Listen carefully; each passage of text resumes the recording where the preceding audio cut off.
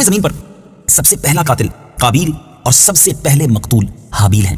قابیل و حابیل یہ دونوں حضرت آدم علیہ نبینا علیہ السلام کے فرزند ہیں۔ حضرت آدم علیہ السلام کی اولاد کا نکاح کا دستور یہ تھا کہ ایک حمل میں ایک لڑکا اور لڑکی جو پیدا ہوتے تھے وہ دوسرے حمل کے لڑکا اور لڑکی سے ان کا نکاح کیا جاتا تھا۔ یعنی حضرت حوا رضی اللہ تعالی عنہا کے یہاں ہر حمل میں، ہر پریگننسی میں ایک لڑکا اور ایک لڑکی پیدا ہوتے تھے، مگر چونکہ وہ ایک ساتھ پیدا ہوتے تھے تو اس دستور کے مطابق ان دونوں کا نکاح ساتھ نہیں ہو سکتا تھا۔ دوسرے حمل میں، دوسری پریگننسی میں جو اولاد پیدا ہوتی تھی لڑکا اور لڑکی، ان کا پہلے حمل والوں سے نکاح ہوتا تھا۔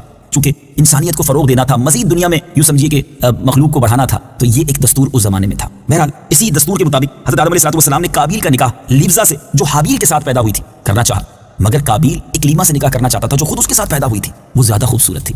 حضرت آدم علیہ السلام نے اسے بڑا سمجھایا کہ اکلیما تیرے ساتھ پیدا ہوئی ہے، تمہارا اس کے ساتھ نکاح نہیں ہو سکتا، مگر قابیل اپنی ضد پر اڑا رہا۔ حضرت آدم علیہ السلام نے قابیل اور حابیل دونوں سے کہا کہ تم دونوں اللہ کی بارگاہ میں اپنی اپنی قربانیاں پیش کرو، جس کی قربانی قبول ہو گئی وہی اکلیما کا حقدار ہوگا۔ اور اس زمانے میں قربانی قبول ہونے کا طریقہ کیا تھا کہ اپنی اپنی قربانی جو بھی اللہ کی بارگاہ میں وہ پیش کرتے تھے تو آسمان سے آگ آ کر اسے گویا کھا لیا کرتی، جلا دیا کرتی، اور وہی اس کی مقبولیت کی نشانی ہوتی تھی۔ چنانچہ قابیل نے گیہوں کی کچھ بالیں اور حابیل نے ایک بکری قربانی کے لیے پیش، ابھی دونوں نے اپنی اپنی قربانی رکھ دی۔ آسمانی آگ نے حابیل کی قربانی کو کھا لیا اور قابیل کے گیہوں کو چھوڑ دیا۔ اب اس بات پر قابیل کے دل میں بغض و حسد پیدا ہو گیا اور اس نے حابیل کو قتل کرنے کی ٹھان لی اور حابیل سے کہہ دیا کہ میں تجھ کو قتل کروں گا۔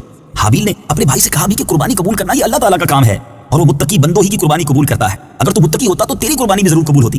ساتھ ہی حابیل نے یہ بھی کہہ دیا کہ اگر تو میرے قتل کے لیے ہاتھ بڑھائے گا تو میں تجھ پر اپنا ہاتھ نہیں اٹھاؤں گا، کیونکہ میں اللہ سے ڈرتا ہوں۔ میں یہ چاہتا ہوں کہ میرا اور تیرا گناہ دونوں تیرے ہی پلے پڑیں اور تو دوزخی ہو جائے، کیونکہ بے انصافوں کی یہی سزا ہے۔ آخر قابیل نے اپنے بھائی حابیل کو قتل کر دیا۔ بوقت قتل حابیل کی عمر 20 برس کی تھی اور قتل کا یہ حادثہ مکہ مکرمہ میں جبل سور کے پاس یا جبل ہرا کی گھاٹی میں ہوا، اور بعض کا قول یہ ہے کہ بصرہ میں جس جگہ مسجد اعظم بنی ہوئی ہے منگل کے دن یہ سانحہ ہوا۔